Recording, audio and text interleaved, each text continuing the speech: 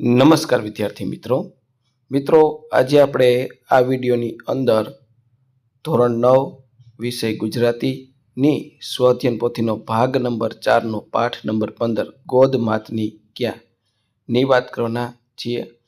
તો અહીંયા મિત્રો આ રીતનું પાઠ 15 નું સંપૂર્ણ સોલ્યુશન છે। આવા જ સોલ્યુશન મેળવવા માટે આપણી ચેનલને સબસ્ક્રાઇબ કરો અને આ વિડીયો તમારા મિત્રો સાથે શેર કરો।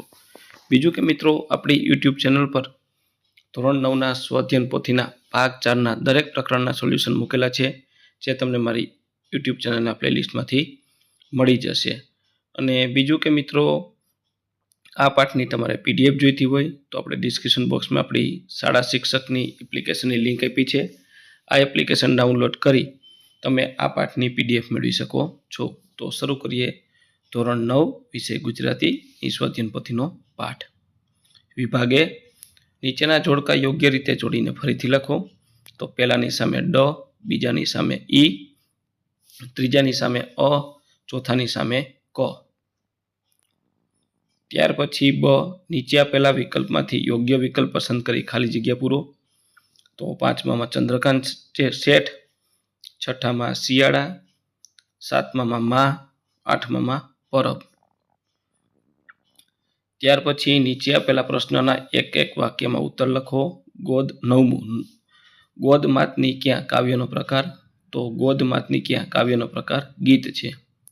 10મું કવિ ચંદ્રકાંત શેઠની સ્મરણ કથા કઈ છે, તો ધૂળમાની પગલીઓ। 11મું માની ગોદ શેનું પ્રતીક છે, તો મમતા અને હૂંફનું। 12મું કવિ ઉત્તમ અધ્યાપક તરીકે નિવૃત્ત થયા પછી શામાં સહ-સંપાદક તરીકે કાર્ય કરે છે, તો ગુજરાતી વિશ્વકોશ અને બાળકોશમાં સહ-સંપાદક તરીકે કામ કરે છે। ત્યાર પછી 13મું કવિ ચંદ્રકાંત શેઠનો લલિત નિબંધ સંગ્રહ કયો છે, તો નંદ સામવેદી લલિત નિબંધ સંગ્રહ છે। 14મું માતાના ટહુકા પાસે કોની વિસાત નથી, સૂર, તાલ અને સંગીતની વિસાત નથી। 15મું ભર્યા ઉનાળે પરબ સરીખી છાયા માની કયા પંક્તિમાં માતૃમહિમાનો ભાવ વ્યક્ત કરવા કવિએ કયો અલંકાર પ્રયોજ્યો છે, તો ઉપમા અલંકાર। ત્યાર પછી 16મું કવિએ માતાની કયા કયા અંગો અને વસ્ત્રોની સરખામણી દ્વારા માતૃમહિમા વ્યક્ત કર્યો છે, કવિએ ગોડ, સોડમ, આંખો, છાતી તથા વસ્ત્રોના પાલવની। મિત્રો વિડીયો સારો લાગ્યો હોય તો લાઇક, શેર અને સબસ્ક્રાઇબ કરવાનું ભૂલવાનું નથી। ખાસ મિત્રો આપણી YouTube ચેનલ ઉપર ધોરણ 9ના સ્વઅધ્યયન પોથીના ભાગ 4ના દરેક પ્રકરણના સોલ્યુશન મૂકેલા છે।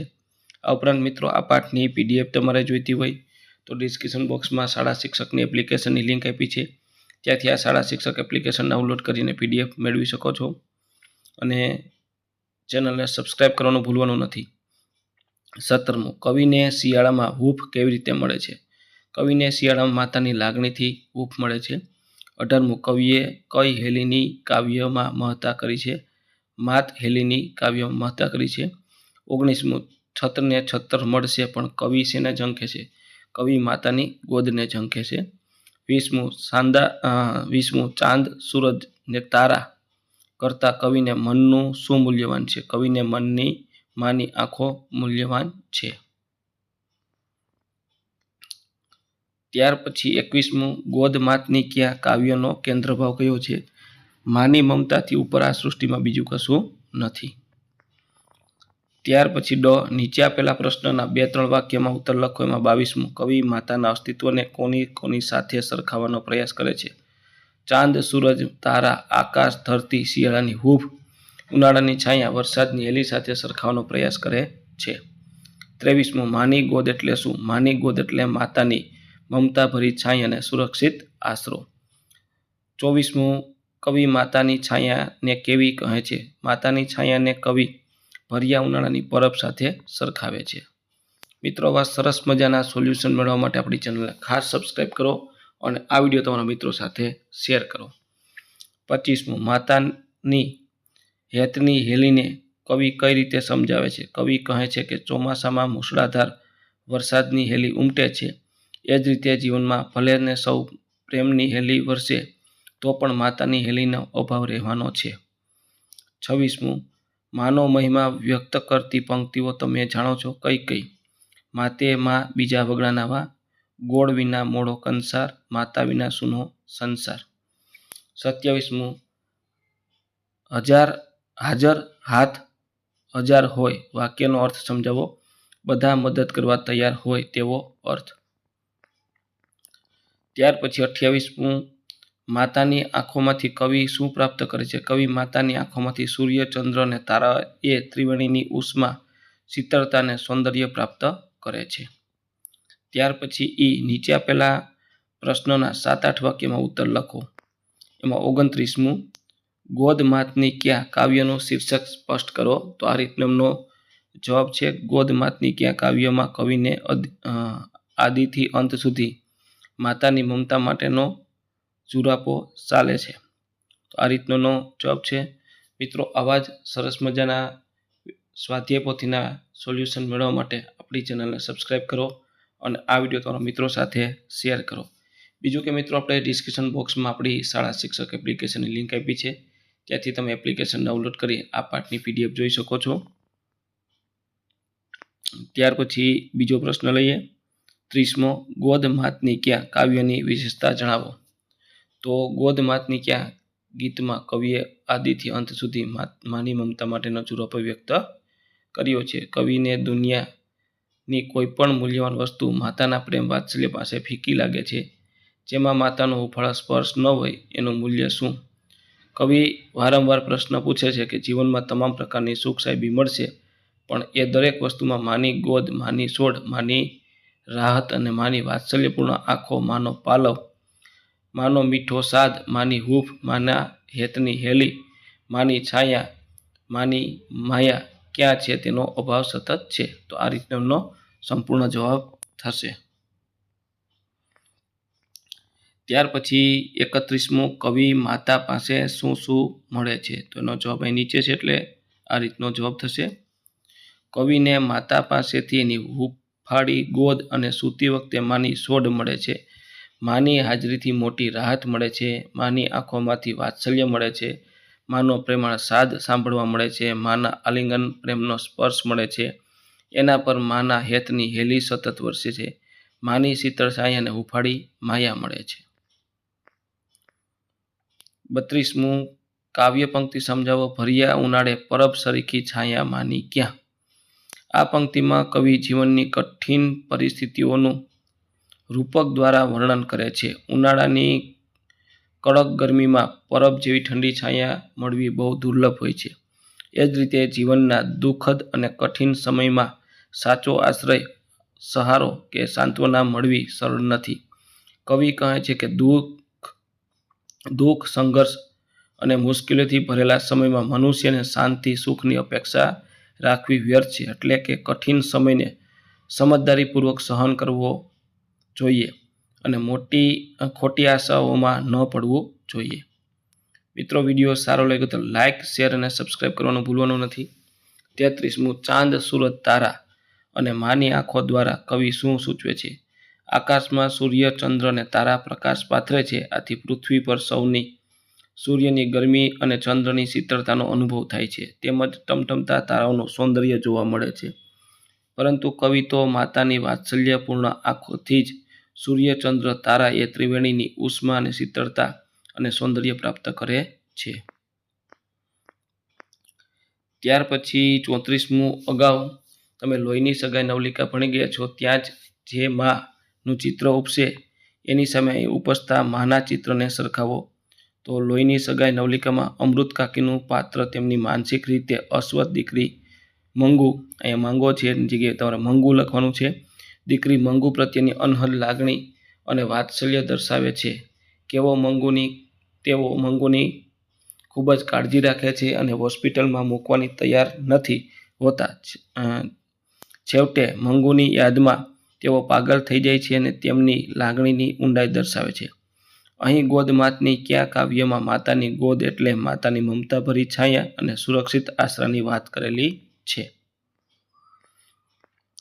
ત્યાર પછી વ્યાકરણ વિભાગ આવે છે. બરાબર. 35મું નીચે આપેલા શબ્દની સાચી જોડણી શોધીને લખો. તો હૂફ, સૂરજ અને પુષ્ય આ રીતની સાચી જોડણી થશે। મિત્રો ખાસ ચેનલ ઉપર નવા હોય અને વિડીયો સારો લાગ્યો હોય તો ચેનલને સબસ્ક્રાઈબ કરવાની બાકી હોય તો ચેનલને ખાસ સબસ્ક્રાઈબ કરો, જેથી આપણે આ સોલ્યુશન મૂકીએ તરત જ તમને મળી જાય।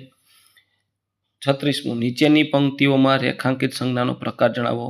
એમાં માં જાતિવાચક, હેત ભાવવાચક, રાહી જાતિવાચક, સુર ભાવવાચક। ત્યાર પછી 37, નીચેના શબ્દોમાંથી કયો શબ્દ સમાનાર્થી નથી? એમાં પયોધર, મેહ એટલે પયોધર, રાહી એટલે ઊભ અને પાલવ શબ્દનો સમાનાર્થી કુંપળ।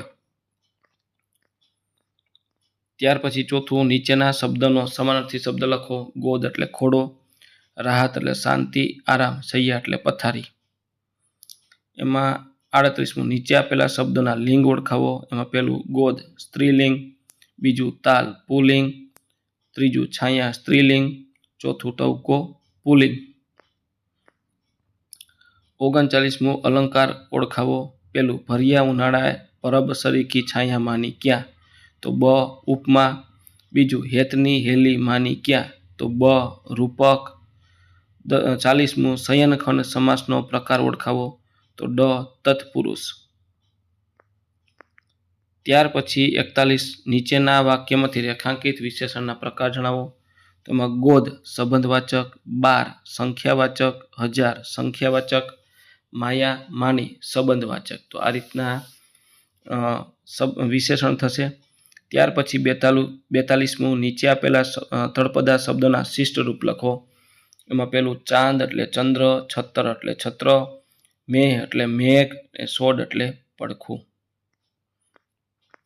ત્યાર પછી 43મું, નીચે આપેલા શબ્દોના વિરુદ્ધાર્થી શબ્દ લખો। એમાં પહેલું હાજર તો ગેરહાજર, બીજું હેત તો નફરત, ત્રીજું છાયા તો તડકો, ચોથું ચાંદ સૂરજ, પાંચમું પુષ્પ પાપ અને તાલ બેતાલ। ત્યાર પછી 44મું, નીચેના વાક્યોનો કાળ ઓળખાવો। એમાં પહેલું ભવિષ્યકાળ, બીજું ભવિષ્યકાળ, ત્રીજું ભૂતકાળ। 45મું, શબ્દ સમૂહ માટે એક શબ્દ આપો। પહેલું માતાનો ખોળો એટલે ગોદ, બીજું રસ્તામાં મુસાફરને પાણી પીવાની જગ્યા એટલે પરબ। ત્યાર પછી 46, નીચે આપેલા શબ્દોના ધ્વનિ ઘટકો છૂટા પાડો। પલ્લવ, સૈયા, સૂર્ય અને ટહુકો। તો આ રીતના ધ્વનિ ઘટક તમને જોવા મળશે। ત્યાર પછી વિભાગ ડી લેખન વિભાગ છે।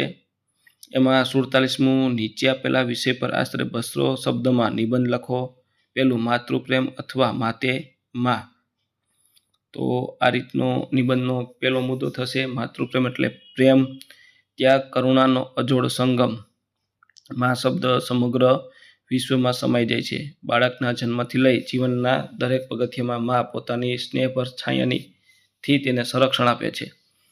માતાના સ્નેહની મહત્તા શબ્દોમાં વ્યક્ત કરવી મુશ્કેલ છે, કારણ કે તે નિષ્કામ અને અપ્રામ હોય છે। બાળક માટે માં માત્ર જનની નથી, પરંતુ પ્રથમ શિક્ષિકા, મિત્ર અને માર્ગદર્શક પણ છે। ત્યાર પછી બીજો ફકરો છે આ રીતનું, બાળકના જીવન સંસ્કારનું સિંચન। બરાબર, તો આ રીતનું એમનું સંપૂર્ણ નિબંધ છે બીજો ફકરો।